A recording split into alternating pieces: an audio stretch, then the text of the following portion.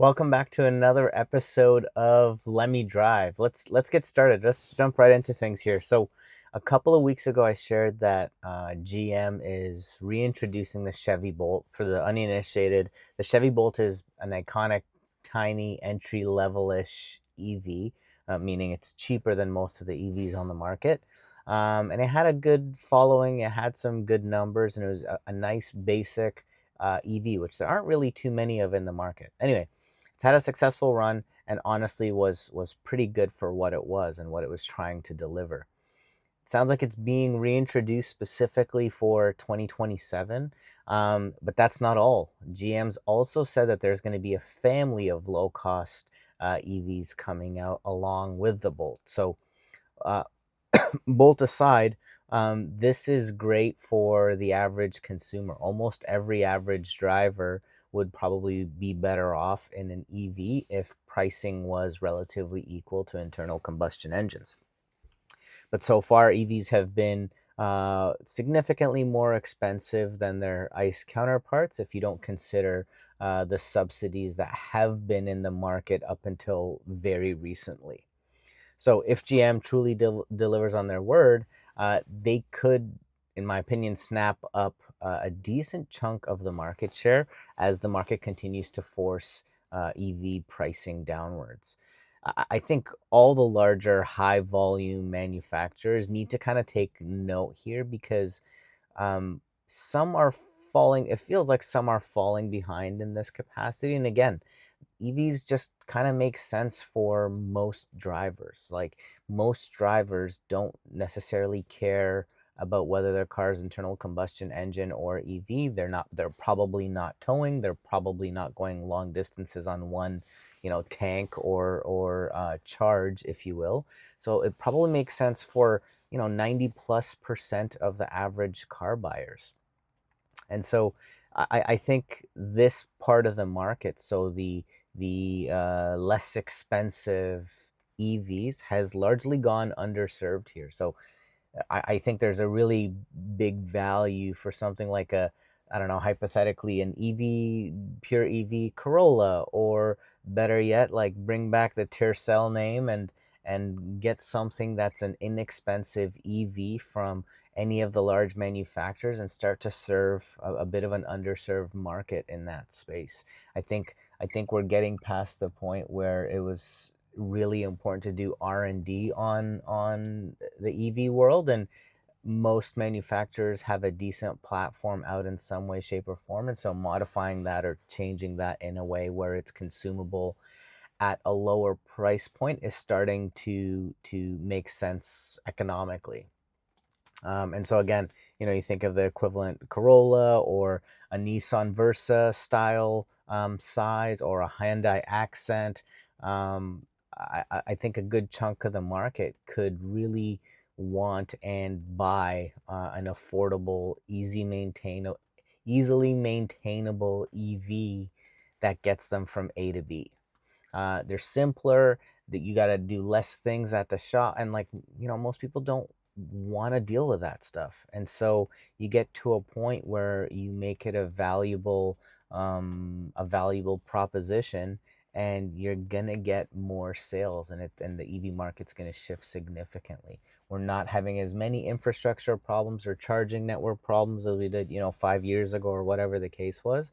And so, yeah, of course, there's improvements to be made there, but there's been some significant movement. And in the larger markets, in the larger cities, in any space with a reasonable amount of population, you probably have enough people to make this worthwhile economically. So that's the first one. Before I jump into the next one, I'd really love it if you like what you hear, if you've been seeing some of these updates and seeing some of these news pieces, like and subscribe where you can, and we'll move on to the next one here. So GM also announced something else. This time, I think in the wrong direction. They've announced that they're gonna eventually get rid of supporting Apple CarPlay and Android Auto.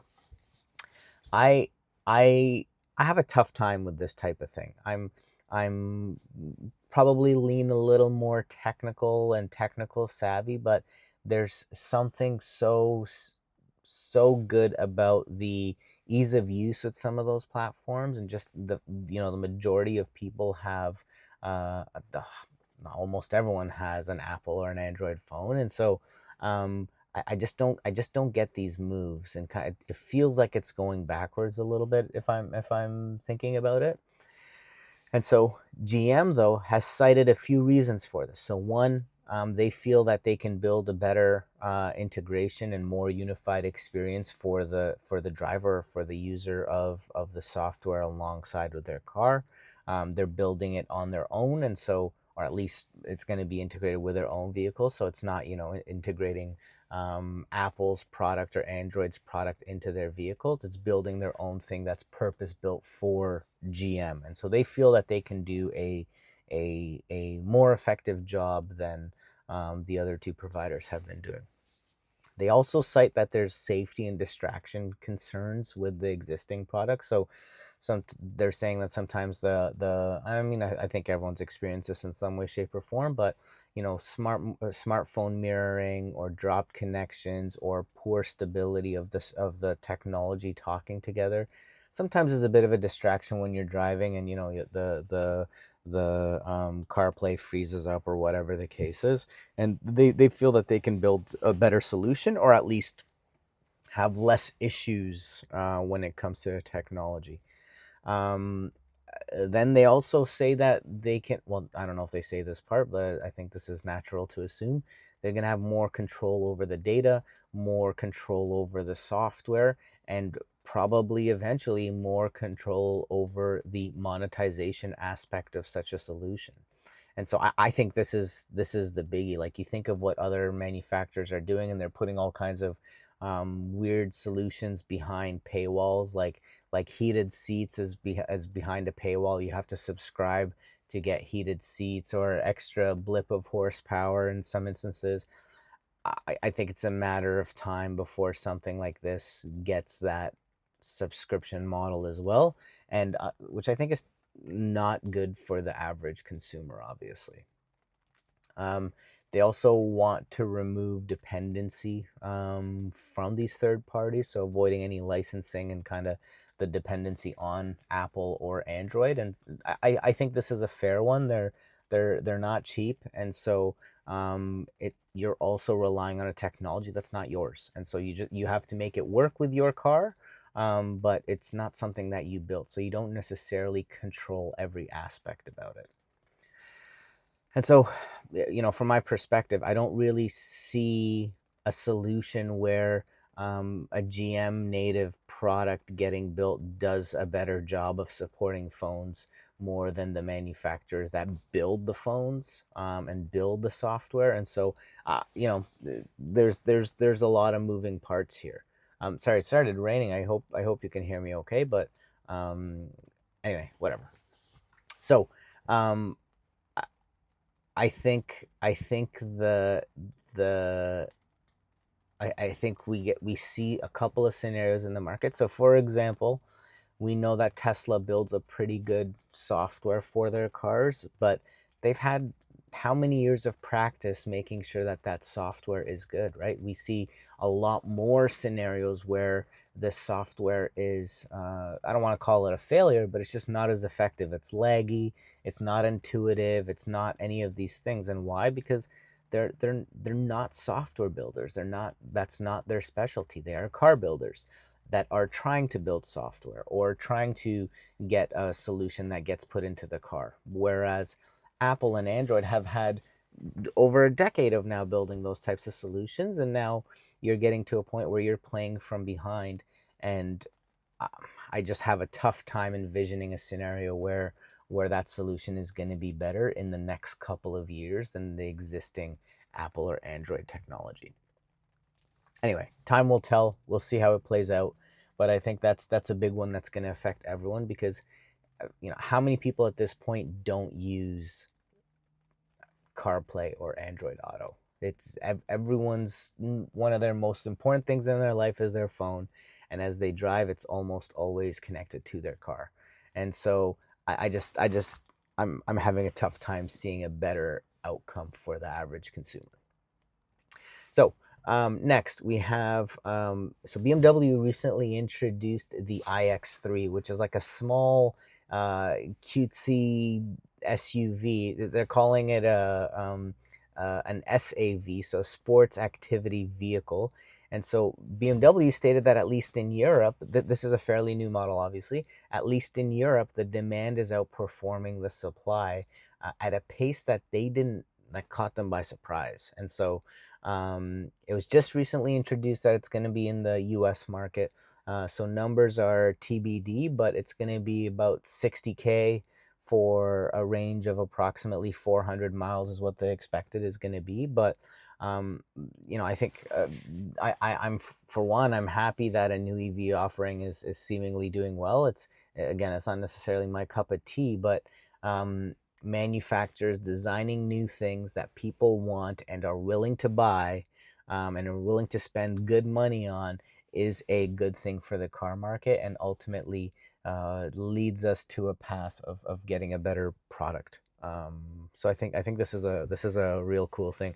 It's part of the new class. I'm sure I'm mispronouncing that incorrectly, but it's got some decent styling in my opinion. It's kind of harkens back to a little bit of their past design language, and so I think hopefully this success means that there's new models coming in the future with this kind of offering. Again, it's a bit on the pricey-ish side, although that's not too much more than any other EV in that class. But again, 60,000 US dollars ish for 400 miles of range, which is pretty good range as well.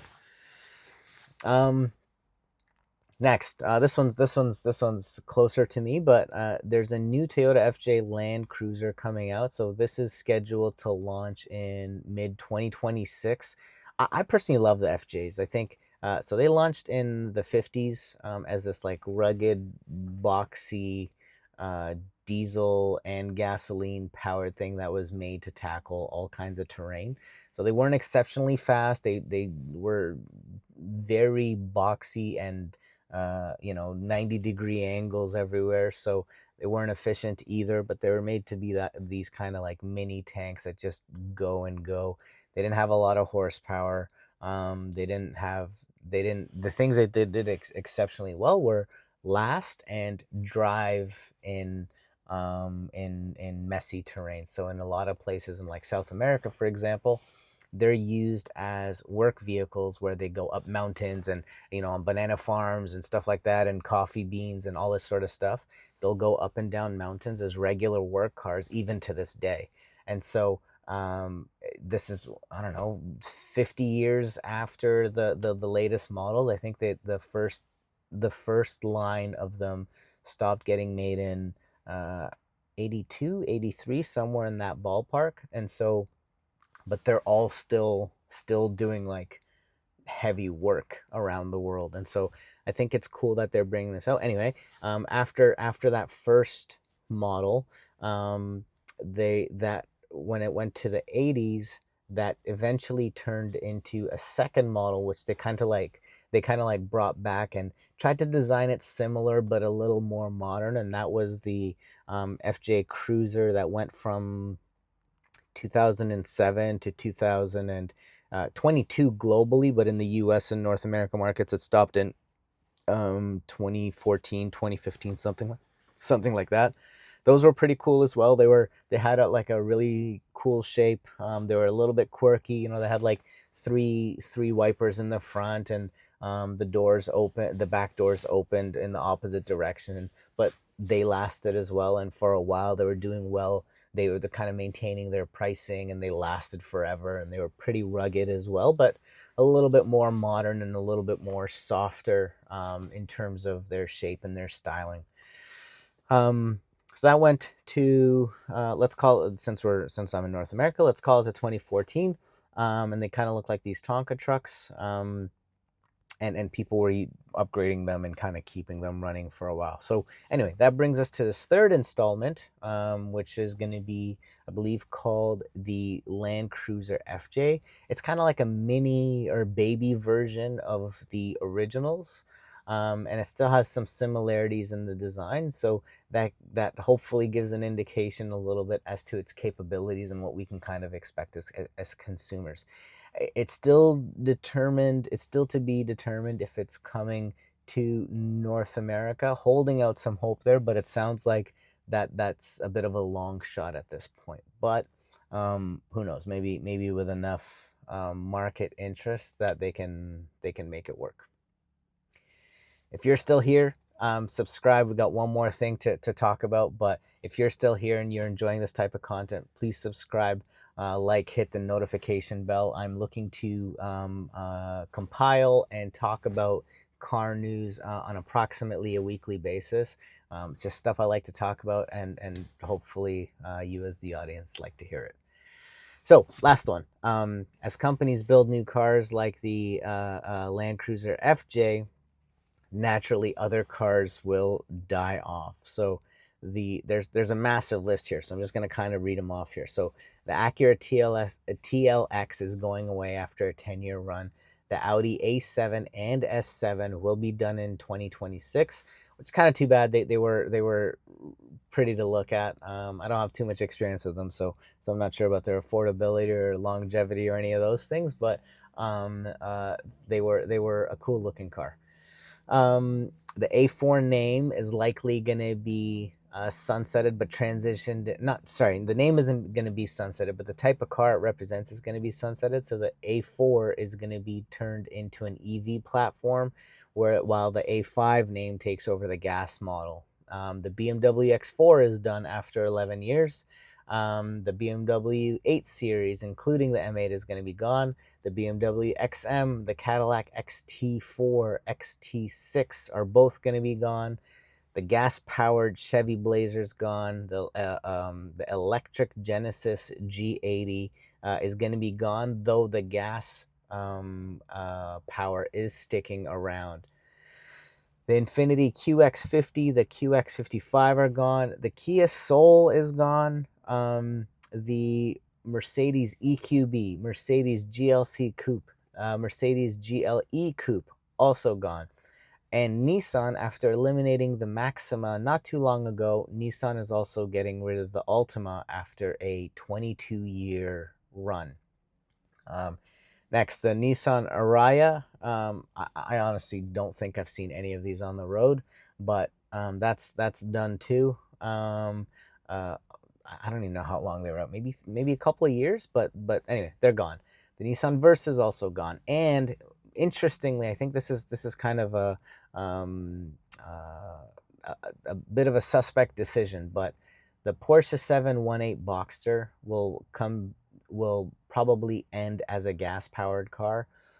Same with the 718 Cayman. Of the entire list, these two seem like weird ones to me. Why not add an EV offering and keep the gas ones? I'm sure there's a reason for it, of course, but these seem like they did pretty well. But anyway, not sure what's going on there. The Macan is also going away. The Subaru Legacy, the Volvo S60, the Volvo S90, the Volvo V60 Polestar, the Volvo V90, and say it ain't so, but the VW Buzz has halted production. That doesn't mean necessarily it's going away, but they have stopped making them for the time being. We just talked about them dropping prices significantly for 2026. But maybe that wasn't enough to get some attention from the market. But 2026 is right around the corner. Maybe this halt is enough. I just want to say, VW, you had so much potential with this offering. Everyone wanted to succeed because the old ones were such a positive memory. But no, you had to make it cost like twice the amount it should have. And I think really shot yourself in the foot with the momentum you could have had bringing something like this back. I think of when there was the old Volkswagen Beetle, and then they relaunched it, and how much love there was for it on the market. and that run lasted over 10 years, if I'm not mistaken, and they really took advantage of having that old kind of styling, and just kind of leaning on people's memory and the loveliness that they feel from the car. That's what this could have been, I think, and I think they've squandered that, at least for this iteration. And so anyway, hopefully it comes back in some sort of way. They're still cool to look at, and they seem pretty practical if the price cuts continue to come by. But really, really curious to see how that unfolds over the next little bit. Anyway, that's it for me. Hopefully you can watch me in the next one, and we'll see you soon. See you when I see you.